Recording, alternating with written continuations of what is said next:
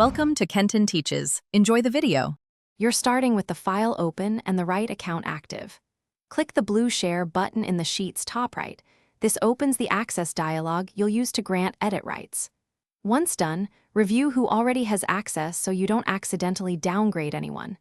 Make sure the link setting matches intent, restricted versus anyone with the link, because that controls reach. If you plan to allow edits, select Editor for specific people, or adjust link permissions to Editor as needed. Now grant edit rights with precision. Type each collaborator's email in the invite box and set the role to Editor. If you prefer broader access, change the link setting to anyone with the link and select Editor, but beware this opens editing to anyone who obtains the URL. Once roles are set, check Notify People so they receive an email. Add a short message explaining expectations. Click Send to invite specific users or copy link to distribute by other channels. This ensures who edits and why is clear. Finish by verifying permissions. Look for editor labels beside invited users and test access in an incognito window or a different account to confirm behavior.